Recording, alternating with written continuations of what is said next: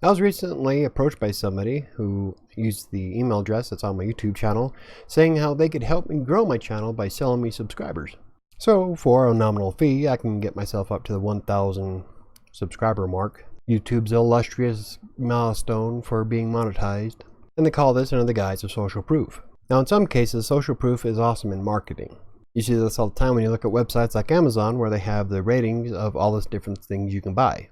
But in some cases, it's kind of a waste of money. Well, I'm Michael with WriterSanctuary, and today I'm going to talk about why I don't buy into social proof.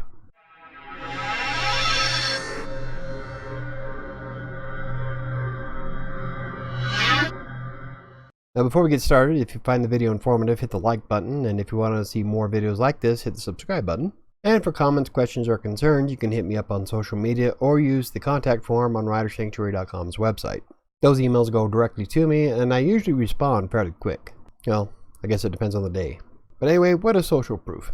Well, social proof is the activity of demonstrating how your brand succeeds on social media. Of course, this can also involve other platforms like using reviews or taking a look at the Better Business Bureau ratings. Even the New York Times bestseller list can be considered a social proof.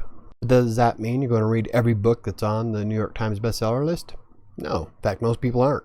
And that's where a lot of people get this misconception of social proof and social media. The number of subscribers you have, the number of likes that something gets, number of followers you have on Twitter, how many people are subscribed to your blog.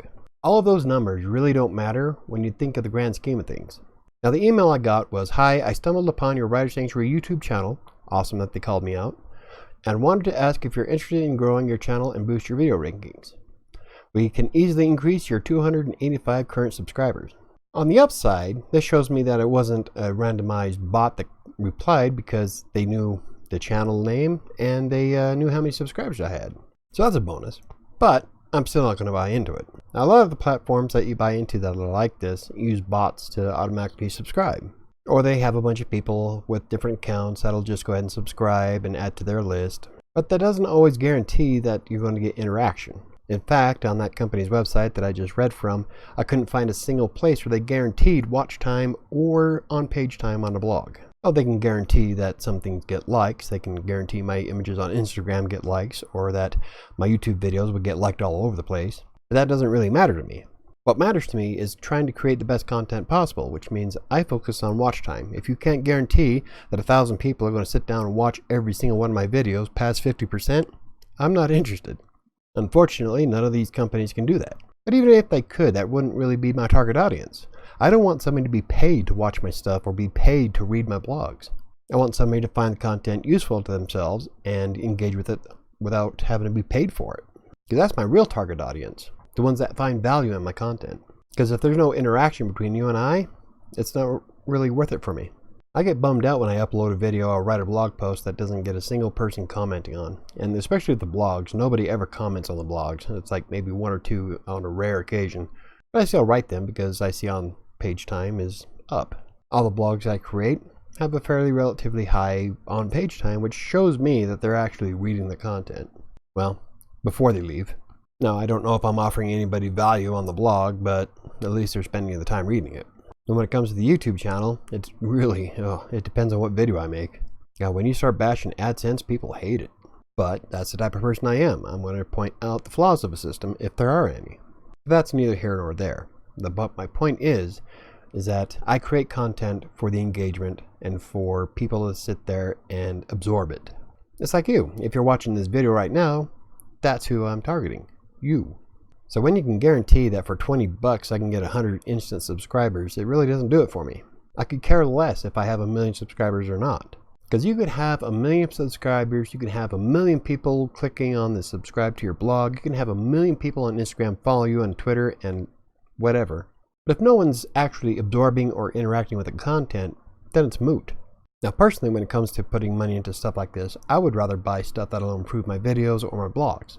For example, for the price of paying for 1,000 subscribers, I can get a better camera, I can get a better microphone, I could probably get a nice light for my room, and all of those things contribute to the quality of my videos to help me create something better. Having that little number on YouTube reach 1,000 doesn't do anything for making it better. It's all up to me. And sometimes I pick topics that are a little bit bland, and a lot of times I trash the video of the day like I did yesterday. But that's because I want to create the best content I can. And I don't want 1,000 subscribers that don't ever watch the stuff just sit there. For me, it's all about improving myself and improving what I can put out there for you. I try to be the most thoughtful and informative person I can be with everything I create. I try to help when I can. I go to great lengths to provide the most accurate information possible. And if I want a wider audience, if I want to reach that 1,000 subscriber mark, I got to do better. Or at least create something that a lot more people want to watch. But paying for the subscribers? Nah. I'm not saying it's a terrible practice. It's just something that I would never do. For me, it's all about the work. I don't need the congratulations that I hit 1,000 subscribers, or that I really don't care if I ever get a play button on the background from YouTube. I don't care if my blog is ever featured in the top 20 for the year. What matters most to me is that someone finds value in it. And if I have to pay for that value, it's not really value. I'd rather put in the effort to maximize my marketing capabilities, learn some new tricks, maybe some new things to do with the YouTube video, maybe add some more to the blog, different things, whatever it takes to engage my audience. I need to do it myself. It's hard work, but every moment is worth it when I get something that says, thank you, this is exactly what I was looking for. And it only takes one person to do that.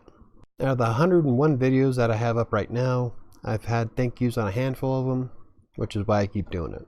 I'm not a big blogger, I'm not a big YouTuber. I'm just someone who's trying to make a difference in the world.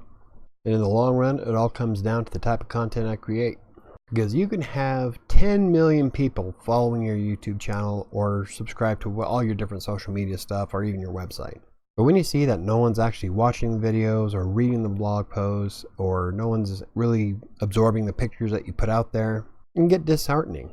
Especially if you go ahead and throw a ton of money out there just to get the subscribers. Sure, your numbers look great, but is it really worth it if your videos are only getting maybe a handful of views? Is it really worth it when you try to monetize your blog and no one's reading it, so no one sees the advertisements or affiliate banners or your e-commerce site? Now, for some people it might work. It might be good for them. They could probably get a boost out of it. Other people can see, oh, this guy has more than 1,000 subscribers, he must know his shit. And there's a lot of people that'll follow that trend. But for me, it's not worth it. I'd rather spend the money on getting a better boom mic, or definitely a better lighting system other than $3 at Walmart. So that's my take on social proof. I know it's probably not the most favored topic, and I'll probably get a lot of hate for it, but that's how I feel. I'm not saying that you should avoid it and that they suck, because you never know, it might work for you. This is just something that doesn't work for me. So have you ever used social proof platforms like this? And if you have you noticed a significant increase in engagement with your audience? Leave in the comments down below. Like I said, for me, the money would be better spent elsewhere.